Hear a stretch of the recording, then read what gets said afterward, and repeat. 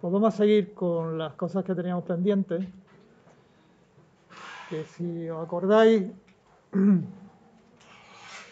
el otro día lo que estábamos analizando era un circuito como el que estáis viendo ahí en la transparencia, con un transistor MOSFET canal N y lo que quisimos ver era la característica de transferencia de ese circuito, la relación entre V0 y V sub I. De hecho la obtuvimos y recordar que bueno, partíamos en este circuito de dos cosas fundamentales, que era por un lado el análisis de mallas de este circuito y por otro lado de la relación IDV de nuestro dispositivo, que recordar que estábamos como inventándonos un transistor nuevo. Entonces lo que descubrimos era que la relación que existía entre la tensión de salida y la tensión de entrada dependía de la zona en la que estuviéramos trabajando con el transistor. Así, en la zona de corte, la tensión de salida coincidía con la tensión de alimentación, que era esta zona. Tensiones inferiores a la tensión umbral. En la zona de saturación, que era entre la tensión umbral hacia arriba, la tensión de salida se relacionaba con la tensión de entrada, que era la VGS, pues de esta forma, ¿no? Una especie de una función cuadrática. Vimos el límite donde era válida esta expresión, que era desde 0,4 hasta unos 0,61, que era donde empezaba más o menos la zona de tríodo, y a partir de 0,61, pues la salida, que era la VDS, pues la poníamos como esta función, que era el resultado de resolver una ecuación de segundo grado, donde la A, B y C pues no eran ni más ni menos que estos valores que estáis señalando aquí, se están señalando aquí con las llaves, ¿no? Esa era la función matemática. Y os dije que yo de estas dos soluciones, de este más menos, había cogido una de ellas, que era la que estaba representada aquí en azul, en la zona triodo. Y entonces teníamos esa curva tan bonita. Y os dije, ¿qué pasa si cogemos la otra solución? Pues si cogemos la otra solución, pues que no digo si es la del más o la del menos, la otra, pues el resultado que tenemos es este. Y es que a partir de 0,61 voltios, pues tenéis un crecimiento de la curva de salida, de la tensión de salida, en función de la tensión de entrada. Entonces, digo, de las dos soluciones que hemos visto, la anterior o esta, ¿cuál es la válida? ¿O por qué no he cogido yo esta? ¿Por qué yo no he cogido esta? Fijaros que no he cogido esta por la siguiente razón, y es porque la tensión de entrada, que igual a la tensión puerta-fuente, yo he ido desde 0 hacia tensiones cada vez más grandes, y he ido aumentando la tensión en este sentido. ¿Y qué íbamos viendo? Pues que pasábamos de la zona de corte, entrábamos en la zona de saturación y finalmente entrábamos en la zona activa. Pero fijaros que la VDS es justamente la tensión de salida, y lo que está ocurriendo es que la tensión de salida va disminuyendo a medida que yo aumento la tensión de entrada. Por lo tanto, aquí estamos viendo que la segunda solución lo que hace es crecer la tensión de salida a medida que aumenta la tensión de entrada, y eso no es posible. Por lo tanto, la solución correcta es la que habíamos visto en el caso anterior. O sea, siempre esa ecuación, el resultado de una ecuación cuadrática nos va a dar dos soluciones. Una, tenemos que desecharla porque no tiene sentido lo físico, ¿no? Y en este caso, el razonamiento es este que estamos viendo. Bien, ¿alguna pregunta hasta aquí? Fijaros que hemos tenido una relación entre la tensión de salida y la tensión de entrada, pues de esta forma. Es muy similar a lo que estuvimos cuando analizamos un circuito similar, pero en vez de trabajar con el transistor MOS, trabajábamos con el transistor bipolar. Pues teníamos justamente algo así. Fijaros que no es para nada, es una relación lineal, pero hay una zona donde más o menos podría haber una relación lineal entre la salida y la entrada, que es justamente la zona donde el transistor trabaja, en la zona de saturación. Lo que sí nos vemos es que si yo introduzco una señal senoidal aquí a la entrada, en esta región, pues a la salida, aproximadamente vamos a tener también otra señal senoidal. Fijaros que el máximo va a corresponder con un mínimo y los mínimos de la señal de entrada van a corresponder con un máximo, lo mismo que antes, ¿no? que en el caso del bipolar. Que no interesa polarizar al transistor en las zonas de corte ni en la zona triodo. ¿Por qué? Porque la respuesta va a ser plana en estas regiones.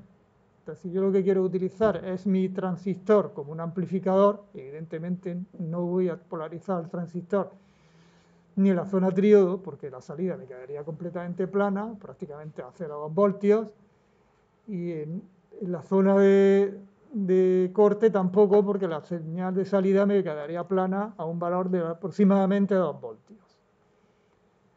Y aquí más o menos, si yo cojo amplitudes también pequeñas, si cojo amplitudes pequeñas, pues esto lo puedo aproximar por una línea recta y por lo tanto la relación salida-entrada pues será una relación lineal, una relación de proporcionalidad.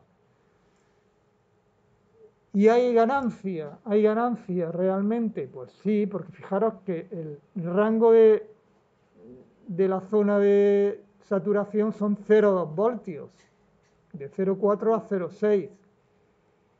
Y el rango de salida, pues aproximadamente son 2 voltios, desde 0 hasta 2 voltios. Entonces voy a tener una ganancia aproximadamente de por 10. Aproximadamente estoy viendo que yo aquí a la entrada, pues, si varío 0,2, pues a la salida podría variar 2 voltios. Luego tengo una ganancia aproximada de 10. Si trabajamos en rango de pequeña señal y vemos que esto pues, prácticamente es lineal, la ganancia que obtendríamos sería la pendiente de esta curva. La ganancia de nuestro amplificador correspondería con la pendiente de la curva en el tramo que estemos considerando. Es decir, igual, fijaros, repetimos el mismo razonamiento que hicimos con el transistor bipolar, porque hemos obtenido una relación salida-entrada, una característica de transferencia completamente similar. Lo que pasa es que la función matemática que la describe es distinta, pero el concepto es igual. Bueno, pues vamos a trabajar como amplificador.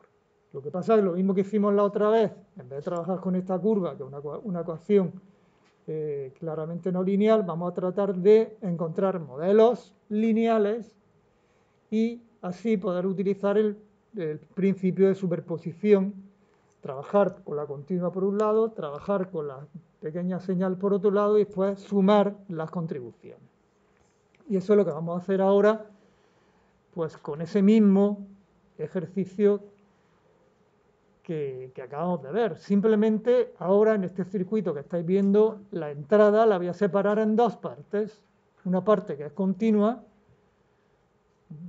la VI mayúscula, y la otra parte que va a ser alterna, que es la VI minúscula. Entonces separo lo que es continua de lo que es alterna. Entonces yo lo que quiero ver es la respuesta de mi sistema, que va a ser la salida en el V0.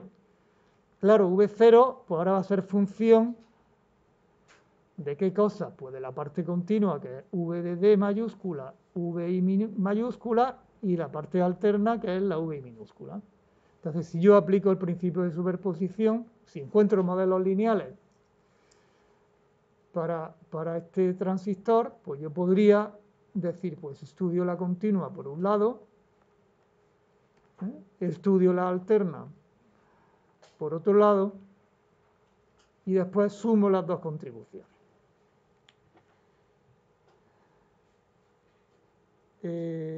Aquí me parece que he escrito donde no tenía que escribir, pero bueno, porque van a salir todas las ecuaciones ahora encima, o sea que voy a borrarlo, y si no, lo voy a quitar de aquí.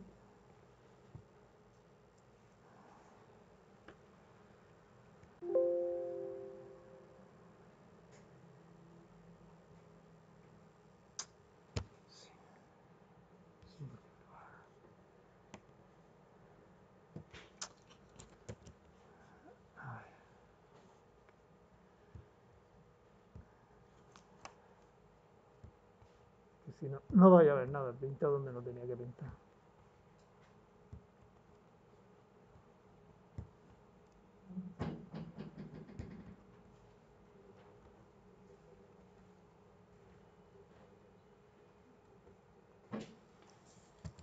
Eso lo vamos a dejar aquí, es que me he pasado de transparencia.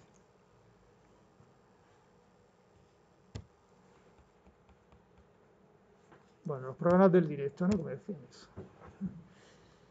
Bien, vamos a encontrar los modelos lineales. Partimos de nuestra relación IDV, que es la que conocemos. Fijaros que acabo de decir que para utilizar el transistor como amplificador, donde tengo que polarizarlo es en la zona de saturación. No puedo trabajar ni en corte, ni puedo trabajar en la zona tríodo. Tengo que trabajar en la zona de saturación, que es donde voy a tener la amplificación. Entonces parto del modelo en saturación, que es esta expresión que tenéis ahí en la pizarra. Y ahora, como la V sub I es la suma de las dos contribuciones, fijaros que la VI mayúscula es realmente la VGS mayúscula y la VI minúscula es la VGS minúscula, pues aquí pongo esas dos contribuciones, la mayúscula más la minúscula. Y ahora lo que hago es simplemente este cuadrado que tenemos aquí en el paréntesis, pues lo voy a separar en dos partes. Cuadrado de la primera parte más cuadrado de la segunda más 2 veces el primero por el segundo, como siempre. Entonces fijaros que el resultado de estas operaciones es algo que me depende exclusivamente de la continua, que es este primer término. Un término que depende de las variaciones de señal a la entrada, que es la VGS, y también información sobre la continua, que es esto. Y aquí tenemos una contribución lineal, variaciones, tensión, puerta-fuente. Ahí tenemos una contribución lineal con las variaciones de esa tensión, puerta-fuente. Sin embargo, aquí tenemos una contribución cuadrática. Ahí tenemos un término no lineal con las variaciones de tensión que tenemos a la entrada. Entonces, realmente, a mí lo que me molesta es justamente este término. Lo que me molesta es este término. Desde el punto de vista de pequeña señal, de variaciones de señales, ahí ese término es no lineal. A mí me gustaría que desapareciera para tener una relación lineal con las variaciones de tensión a la entrada. ¿Eso cuándo puede ocurrir? Pues muy sencillo, simplemente cuando VGS sea mucho menor que 2 veces VGS mayúscula menos VTH, si eso se cumple, yo este término lo podría despreciar. Y entonces escribir la ecuación o aproximar la ecuación de la corriente de esos dos términos.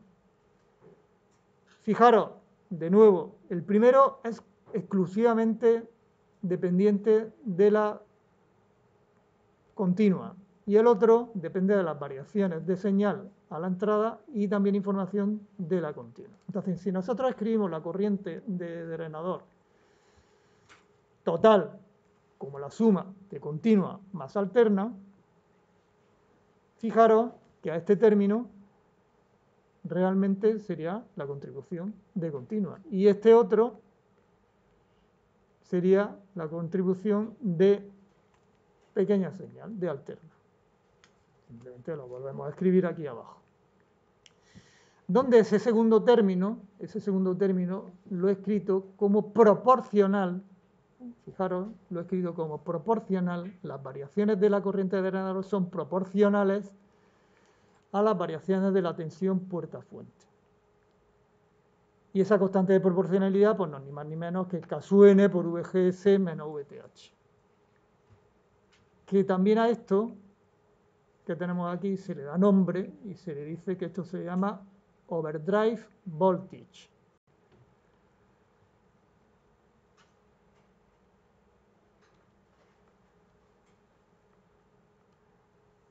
Y entonces pues se pone con el símbolo V o V. Entonces se denomina overdrive voltage, que es la tensión que hay por encima de la tensión umbral. Otra forma de expresar también esta constante simplemente combinando o despejando de aquí, pues es la raíz cuadrada de 2 veces la corriente de drenador de C partido, pero por la K sub n, que es el parámetro de transconductancia del MOSFET.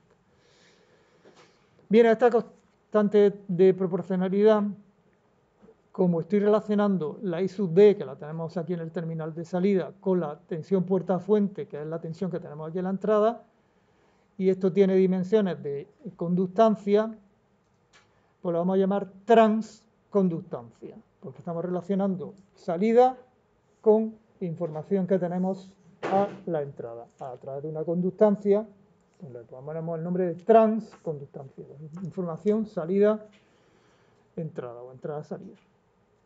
Claro que es algo similar a lo que estuvimos con el transistor bipolar, donde relacionábamos la corriente de colector con la tensión base emisor, a través también de un parámetro de transconductancia, pues aquí exactamente igual, justamente lo mismo. Y entonces ese parámetro de transconductancia depende del punto en el cual esté trabajando nuestro transistor en continua, del punto de operación, que también lo mismo ocurría con la transconductancia del transistor bipolar, que dependía de la corriente de colector a la cual estuviera polarizado vuestro transistor. Fijaros el paralelismo, estamos repasando realmente las cosas que hemos visto en días pasados. Bien, pues ya lo tenemos, ya tenemos aquí los modelos. Fijaros que la corriente de drenador la hemos expresado siempre que se cumpla el criterio de pequeña señal, que es este, siempre que las variaciones de tensión puerta-fuente sean muy pequeñas, y muy pequeñas significa que sean muy pequeñas en comparación con el overdrive voltage, 2 veces VV. Si se cumple esa condición, yo la corriente de drenador la puedo aproximar de esa forma. Un término que depende de la continua y otro término que depende de la alterna, o que es proporcional a las variaciones de tensión de la entrada. Bien, entonces, ¿cuál va a ser nuestro modelo de continua? Pues nuestro modelo de continua va a ser simplemente una fuente de corriente dependiente de tensión, de valor, pues lo que nos sale aquí en esta operación. I sub D.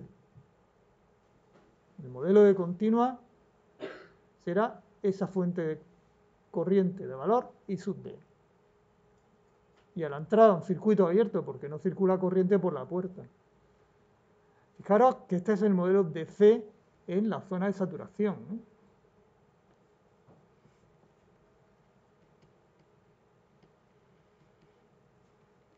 El modelo de C en saturación, porque estamos en el entorno de un amplificador y el amplificador lo vamos a polarizar en saturación. Si vosotros dijerais, ¿y si yo quiero trabajar en la zona triodo? Bueno, pues, aunque no vaya a utilizarlo como amplificador, bueno, pues el modelo de C sería lo mismo, pero aquí en vez de poner esta expresión, tendríais que poner la expresión de la corriente de drenador en la zona triodo.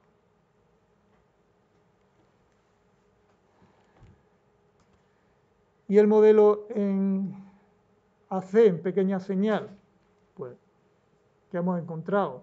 Hemos encontrado que las variaciones de corriente se relacionan con las variaciones de tensión en la entrada a través de esta transconductancia. Pues vamos a poner una fuente de corriente también dependiente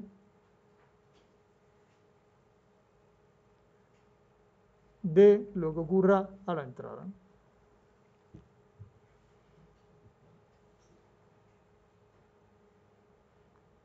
Y esos van a ser nuestros modelos de continua y nuestro modelo de pequeña señal. Fijaros, bastante más sencillo que en el caso del transistor bipolar, porque bueno, aquí en el transistor bipolar, aquí a la entrada teníais una resistencia que era la resistencia de RPI. ¿Me acordáis? La voy a borrar porque no hay a ser que me la pongáis. Ahí teníamos una resistencia de RPI, pero lo demás era igual. Lo demás era igual, una fuente de corriente dependiente de una tensión. Si queréis, le podemos añadir también el efecto Early. El efecto Early, vamos a hacer lo mismo que hicimos con el transistor bipolar. Como aquí no estamos inventando cosas, pues vamos a copiarnos vamos a copiarnos de lo que pasaba con el transistor bipolar y al modelo de gran señal en saturación, pues le vamos a añadir esta resistencia que da cuenta de ese efecto Early. Entonces fijaros ahora que la corriente de drenador real será la suma de la que pasa sin efecto Early, que sería la ID', ahora lo llamo ID', más la corriente que circula por esta resistencia, que no es ni más ni menos que VDS entre la resistencia R0. Simplemente si cogéis el valor de la resistencia R0, que es la tensión Early partido la corriente I sub D', pues nos queda esta otra expresión, sacamos factor común, el ID', lo ponemos como 1 más VDS partido VA, lo mismo que teníamos en el transistor bipolar, y como definimos el otro día, en vez de llamarlo tensión Early, pues lo vamos a llamar inversa de lambda. Pues lo ponemos de esta forma. Y ya tenéis modelado en gran señal la corriente de drenador, pues incluyendo ese efecto Early, lo mismo que hicimos con el transistor bipolar. Este es el modelo de gran señal. ¿Qué pasa con el modelo continua y alterna? Pues esto es muy sencillo, porque una resistencia, linealizar una resistencia es dejarla tal cual, porque la resistencia es un elemento lineal. Por lo tanto, el modelo de C lo único que tenéis que hacer es donde ponga minúscula la V, pues le ponéis mayúscula. Y ya está. Donde pongáis I minúscula, le ponéis I mayúscula y tenéis el mismo resultado. Y en el modelo AC, pues es añadirle esa resistencia y en paralelo entre drenador y la fuente. Porque linealizar un elemento que es lineal es dejarlo tal cual. Ese sería nuestro modelo. Fijaros una cosa. Cuando estuvimos estudiando el modelo de C del transistor bipolar, dijimos que ahí no le íbamos a poner el efecto Early. Acordaros. El modelo de C del transistor bipolar no le incluíamos el efecto Early. Ahora se lo estamos incluyendo al transistor MOS. Yo lo que os aconsejo es que siempre que tengáis que hacer un análisis de continua con el transistor MOS, aunque aquí aparezca en esta transparencia la resistencia Early, de partida no la pongáis. De partida no la pongáis. Empezáis a hacer todos los cálculos sin esa resistencia, porque si no, el resultado, los cálculos pueden ser muy tediosos y muy largos. Entonces lo mejor es empezar haciendo el análisis de C sin tener en cuenta el efecto Early. Después ya se lo iremos añadiendo. Pero primero vamos a hacerlo sin efecto Early y después se lo añadimos. Entonces eso tened cuidado. O dicho de otra manera, para que nos entendamos, aquí en componentes vamos a despreciar el efecto Early en continua y en electrónica básica se lo vamos a añadir. Porque ahí sí veremos correcciones de segundo orden que son importantes y que el efecto Early pues, es importante. Sobre todo cuando estudiemos las fuentes de corriente, y veremos que el efecto Early es bastante importante. Lo vais a ver en una práctica. Y en AC, pues depende de si os doy en el problema la tensión Early o la resistencia Early o no. Si la doy, pues tendréis que trabajar con ella, y si no la doy, pues os calláis como muertos y no lo consideráis. Siempre ir digamos, al mínimo esfuerzo y a tener una primera visión rápida de cómo funciona vuestro amplificador, vuestro transistor. Los modelos para el canal P pues son los mismos que para el canal N, pues simplemente poniendo la fuente arriba y el drenador abajo, de manera que la corriente siempre vaya de arriba a abajo, y cambiándole el sentido a la VGS, USG, VDS, USD. La VSUA la ponéis en valor absoluto, la VTH, tensión umbral, la ponéis en valor absoluto, y ya está. Hacer esos cambios. Los demás son las mismas expresiones. Y los mismos modelos, y las mismas consideraciones. Bien, aquí sí estábamos... a ver si copio esto. Espérate. Es que me he adelantado antes. Me he adelantado antes. Me he adelantado porque ahora sí podemos aplicar el principio de superposición. Antes dije, bueno, si yo encuentro modelos lineales, podemos aplicar el principio de superposición.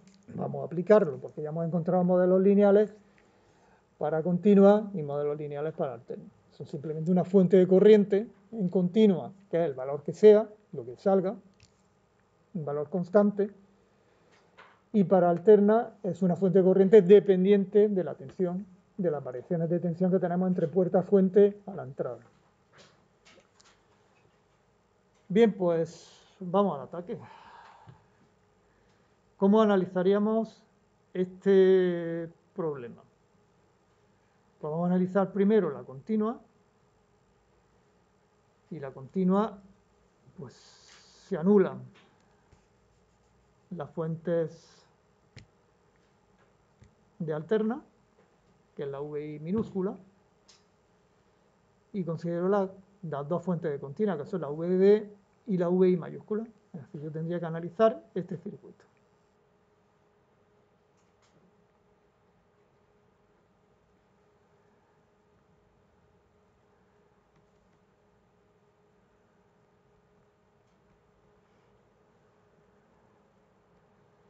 Y el objetivo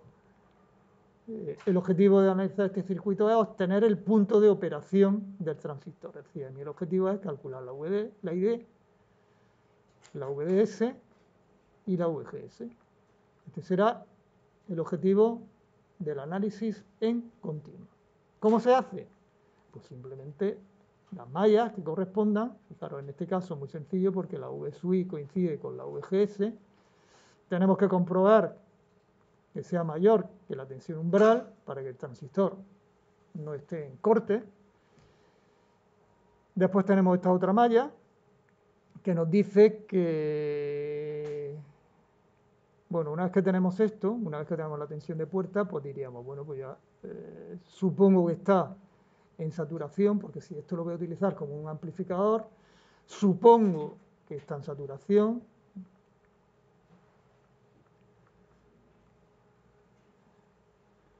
De aquí despejo la VGS, porque, bueno, despejo la VGS, no, despejo la I sub D. Como ya conozco la V, en este caso, para este problema, como en este problema la VGS coincide con la VI, de aquí puedo sacar la I sub D, y una vez que conozco la I sub D, de aquí saco la I sub D, y una vez que conozco la I sub D me lo llevo a esta otra malla, que me dice que VDD es igual a I sub D por RD más VDS, caída de potencial a la resistencia RD, más caída de potencial entre drenador y fuente. De aquí lo único que tengo que sacar es el valor de VDS, lo despejo y tengo que comprobar que esto tiene que ser mayor que VGS menos VTH, es decir, el overdrive voltage, para que el transistor esté en la zona de saturación. Si no se cumple, imaginaros que dice, oye, pues que no sale esto, que no sale mayor, que sale menor. Pues entonces eso significa que no habéis supuesto bien y el transistor no está en saturación. Entonces diría, bueno, pues entonces si no está en saturación tendré que probar y decir, pues que I sub D será K sub N por VGS menos VTH por VDS menos VDS cuadrado partido por 2. Y aquí es un poco más complicado, porque claro, yo tengo aquí I sub D depende de VGS, VDS no lo conozco, pues entonces tendría que combinarlo con esta ecuación para sacar también, despejo de aquí VDS, me lo llevo aquí abajo y de aquí despejaría el valor de I sub D. Más complicado, pero bueno, saldría ahí un valor de I sub D. Eso si no estuviera en saturación. Si no estuviera en saturación tendría que probar con la zona de triodo y sacar otro nuevo valor de I sub D.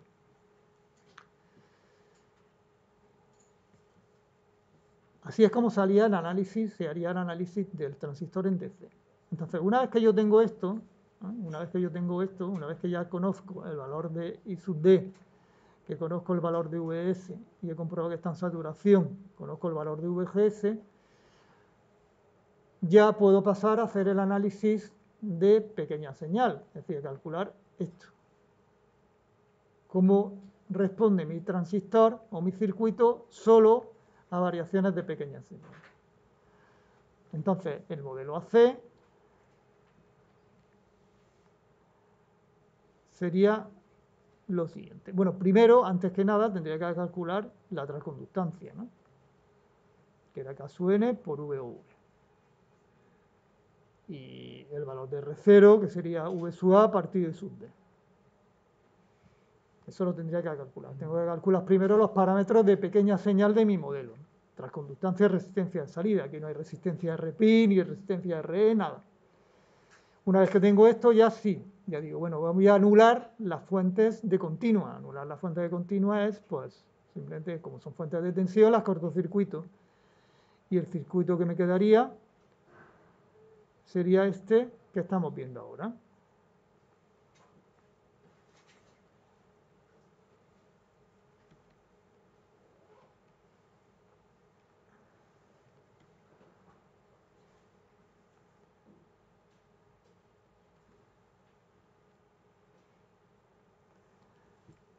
Claro que esto lo cortocircuito, la V sub D va a cortocircuitar la masa, pues ya lo pongo de esta forma. Ya la giro, la abato, la resistencia RD y la pongo directamente a masa. Y la entrada tal cual estáis viendo. Entonces aquí ya he anulado la continua y me quedo exclusivamente con la alterna. Fijaros que esto es igual que hicimos con el transistor bipolar, estamos repitiendo lo mismo. Y ahora después, ¿qué hacemos? Pues ahora, una vez que ya tengo dibujado este circuito, pues ya tengo que sustituir el transistor por el modelo equivalente. Ya está. Pero aquí es que todavía es más fácil. G sub M por VGS. Y ahora con esto. Resistencia RD que va a masa. La fuente que va a masa.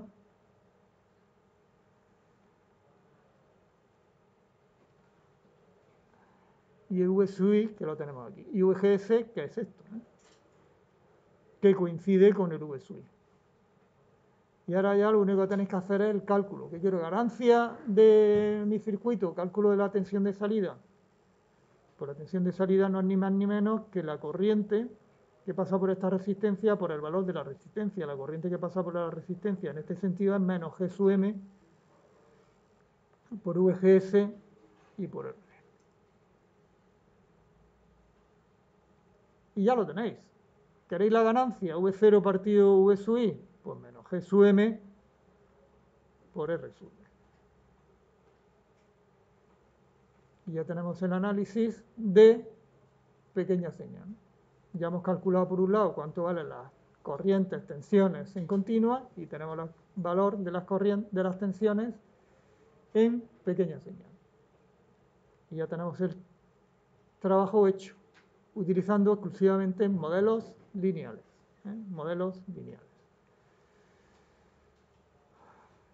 Salvo aquí alguien, hombre, aquí me podéis decir, hombre, es que yo para calcular la corriente del drenador he tenido que utilizar aquí esta ecuación de segundo grado, que no es lineal. Sí, tenéis razón, esto es un modelo no lineal, pero es la única complejidad que tiene el análisis, la única complejidad. Pero una vez que conocéis este valor de I sub D, vamos, aquí es que no hay complejidad. ¿Para qué voy a linealizar? Si es que tampoco resuelve una ecuación de segundo grado, que me da igual.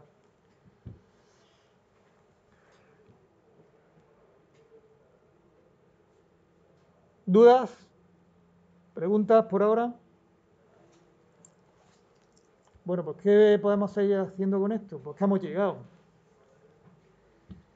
Hemos llegado que la ganancia, como acabo de decir, es menos G sub M RD. La G sub M era K sub N por VGS menos VTH y tenemos esto. Ahora vamos a recordar lo que hemos visto con la característica de transferencia. Acordaros que en la región de saturación, entre tensión umbral, que la teníamos por aquí 0,4, y el 0,61, hemos visto que la tensión de salida se relacionaba con la tensión de entrada, que era la UGS, de esta forma. Y os dije, oye, más o menos la ganancia será la pendiente de la curva en cada punto. Pues vamos a calcular la pendiente, vamos a derivar VDS con respecto a VGS, que es lo mismo que derivar la salida con respecto a la entrada. Y si yo derivo aquí, ¿qué me sale? Pues me sale menos este 2 se me va este 2, K sub n RD por VGS menos VTH. Digo, escucha, pues me sale lo mismo. Me sale exactamente igual. La pendiente de la característica de transferencia coincide con la ganancia que hemos obtenido haciendo uso del modelo de pequeña señal. Exactamente igual. Lo mismo. Y si yo calculo la pendiente, ya lo que hice yo, digo, como yo tengo las expresiones, como tengo las expresiones enteras en corte, en triodo, en saturación, pues ya derivo toda esta curva y represento la pendiente. Entonces, fijaros, la pendiente va de 0, porque evidentemente aquí la pendiente es plana, aquí también la pendiente es 0, y aquí va aumentando, tiene un máximo y disminuye hasta hacerse 0. Entonces, la zona que me interesa a mí es la zona de saturación, que es esta. ¿Y qué pendiente nos salía? Pues fíjate, del orden de 10, que es lo que nos está saliendo aquí, entre 0 y 12, más o menos, unos 10. Es lo que vimos. ¿De acuerdo?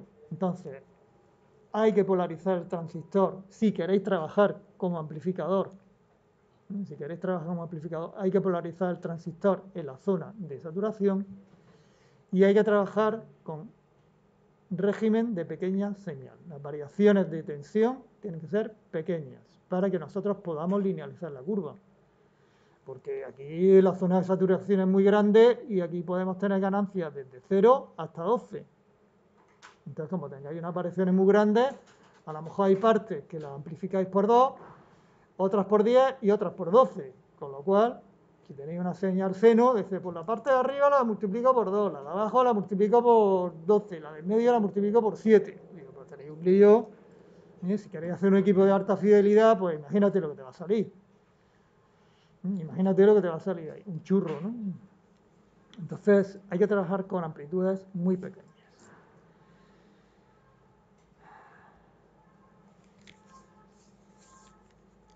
El modelo que hemos visto antes, de pequeñas señales, se denomina también modelo pi, porque en electrónica básica le vamos a añadir también el efecto de las capacidades parásitas que aparecen en este modelo inventado. Diré, bueno, ¿dónde están las capacidades parásitas si te las estás inventando? Y digo, pues las voy a inventar yo también. Me invento yo que aquí hay una capacidad parásita. Y me voy a inventar que aquí hay una capacidad parásita. Y ya me sale la pi. Ya me sale la letra griega pi. Entonces este es modelo pi. Para inventarnos, pues nos vamos a inventar esto. Después veremos que el MOSFET real, aparecen capacidades parásitas y aparecen justamente ahí en ese sitio. Entonces este es el modelo pi. Este es el modelo pi. Podemos encontrar también un modelo T para el transistor MOSFET, lo mismo que encontramos para el transistor bipolar. Fijaros que allí teníamos modelo pi por un lado, modelo T por otro, y nos salió de forma natural. Aquí vamos a tener que hacer un poquillo de transformaciones de teoría de circuitos para encontrar que sí, efectivamente, también hay un modelo T para el transistor MOS.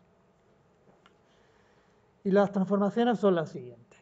Fijaros en el circuito que tenemos ahí, arriba en la transparencia. Si yo hago esto, modificamos algo el modelo. Si yo pongo una fuente de corriente G sub M VGS, la duplico, la pongo en serie, ¿aquí afecta algo a la corriente de drenador? La misma. A la corriente de fuente, la misma. A la tensión drenador fuente, pues la que haya, porque con la corriente de drenador circula G sub MVGS,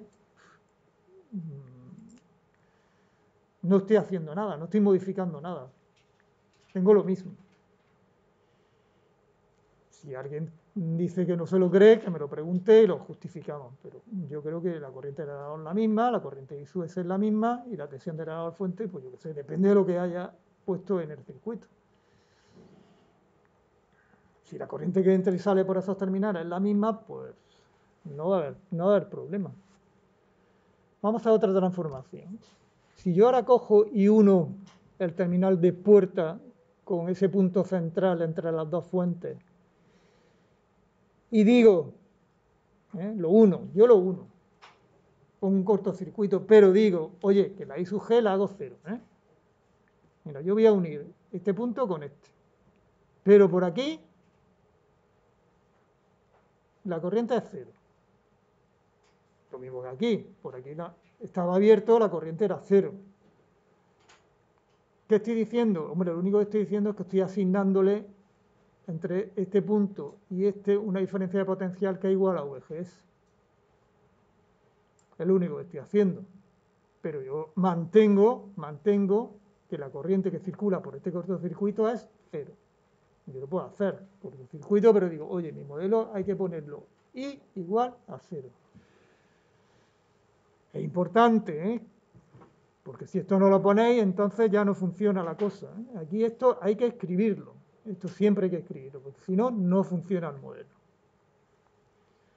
¿Cambia la cosa? Pues me da igual. Por aquí sigue circulando por la I sub S G sub MVGS, por la I sub D sigue circulando G sub MVGS, ya que la I sub G es cero, ¿que le has puesto esto a VGS? Pues me da lo mismo. Ya está, pues como si me quieras poner a 3 voltios, a 5 voltios. Y al fin y al cabo, pues la corriente de drenador pasa a esa corriente, que es lo que me interesa a mí. Y entre drenador y fuente habrá una tensión, pues la que haya. Depende de lo que tenga yo aquí conectado con ese circuito. Bien, ahora vamos a transformar este circuito, pero vamos a aplicar un teorema que se denomina teorema de absorción de fuente. Teorema de absorción de fuente. Y el teorema de absorción de fuente dice lo siguiente. Y es que si tenemos una fuente de corriente, I de X, a la que aplicamos una diferencia potencial entre sus extremos igual a V de X, esa fuente es completamente equivalente a una impedancia ZX de valor Vx entre Ix, siempre que también aquí le apliquemos la misma diferencia potencial a la entrada V de X. Pues vamos a demostrar que esto es equivalente. ¿Qué corriente circulará por esta impedancia? Pues la tensión que haya en los extremos dividido por la impedancia ZX. Es decir, V de X entre V de X dividido entre IX me sale IX. Me sigue saliendo la misma corriente que antes. Es decir, tengo yo aquí de arriba abajo Vx y me pasa la misma corriente de Ix, pues es completamente equivalente. La fuente que esa impedancia. Eso se llama teorema de absorción de fuente. Pues bien, si aplicamos esto justamente a este sistema que tenemos aquí, que aquí tenemos aplicada una diferencia de potencial VGS y tenemos una fuente de corriente G sub MVGS, pues eso lo podemos sustituir por una impedancia de valor, ¿cuánto? La tensión dividido por la corriente. Y la tensión dividido por la corriente me sale una resistencia 1 partido G sub M. Lo demás lo dejo igual, claro. Lo demás lo dejo igual. La I sub G tiene que ser igual a 0, porque por ahí no pasa corriente. La VGS a la entrada, la fuente de corriente G sub MVGS por el otro lado, todo queda exactamente igual. Fijaros que la I sub D sigue siendo G sub MVGS, la I sub S sigue siendo G sub MVGS y ya tengo ese otro circuito. ¿Dónde está la T? Pues la T la tenéis, si la giráis la fuente de corriente 90 grados, en sentido contrario a la aguja del reloj, pues ahí tenéis el modelo T. Lo mismo, ¿ven? Simplemente girada la fuente de corriente. A mí me gusta también, en vez de utilizar este modelo, es este otro que tenemos aquí a la izquierda. Y es sustituir la fuente de corriente G sub M VGS por una fuente de valor I.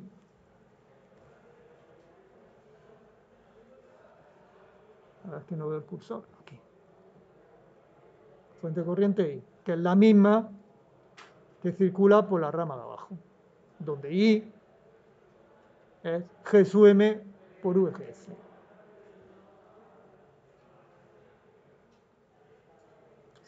Si aquí cae, si entre este punto y este cae VGS y aquí tengo una resistencia de valor 1 partido G sub M, la corriente pues sale esto.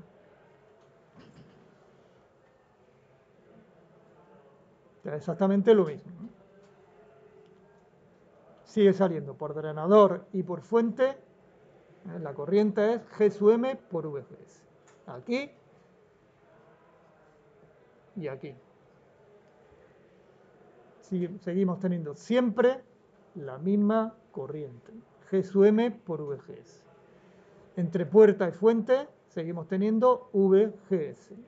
Y por el terminal de puerta la corriente sigue siendo cero, porque aquí era evidente, aquí la corriente es cero, es evidente, pero aquí tengo que escribirlo. Tengo que escribirlo. Como no lo escribáis, os vais a equivocar. Como no escribáis esto, y pongáis el modelo sin I sub G igual a 0, os vais a equivocar. Pues como no pongáis que es 0, al final le metéis corriente. Tener cuidado con eso, mucho cuidado con esto.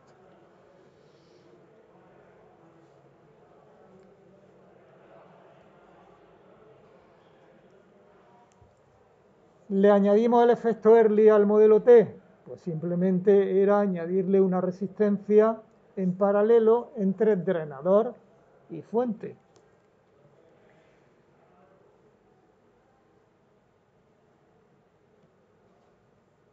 Bien este modelo o bien este otro modelo.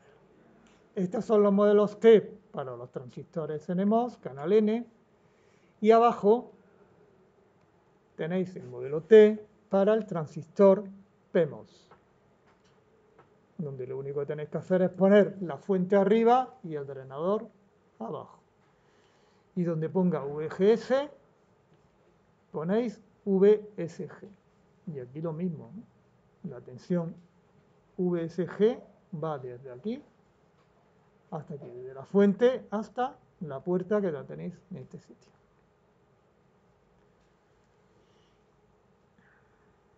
Claro que es simétrico, cambiándolo la parte de arriba por la parte de abajo, de manera que siempre la corriente vaya de arriba a abajo, y así no nos equivocamos nunca. Las tensiones siempre van de mayor a menor, la tensión mayor arriba y la tensión menor abajo.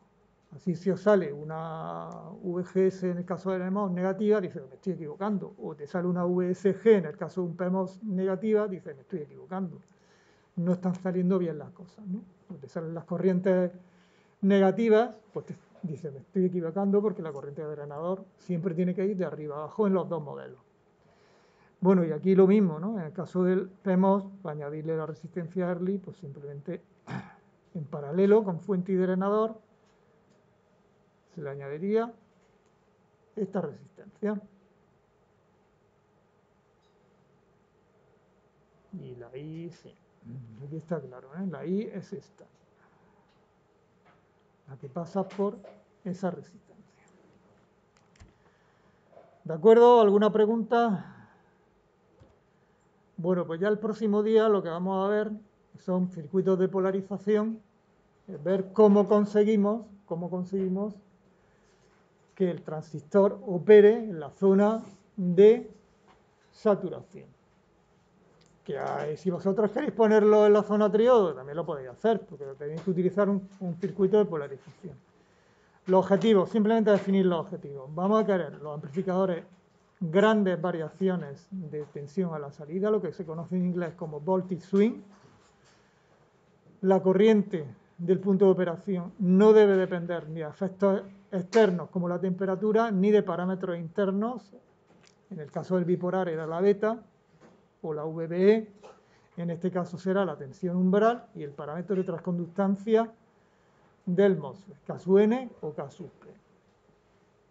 No son buenas soluciones aquellas que tengan la resistencia de fuente igual a cero. Lo mismo que en el bipolar teníamos resistencia de emisor igual a cero. Lo que habéis hecho ya la práctica, habéis dado cuenta de que hay que poner la resistencia de emisor, porque si no el circuito no es estable. Aquí habrá que poner una resistencia en la fuente. ¿Vale? Y el próximo día pues veremos ya circuitos y haremos ejemplos. ¿Dudas? Pues hasta el jueves.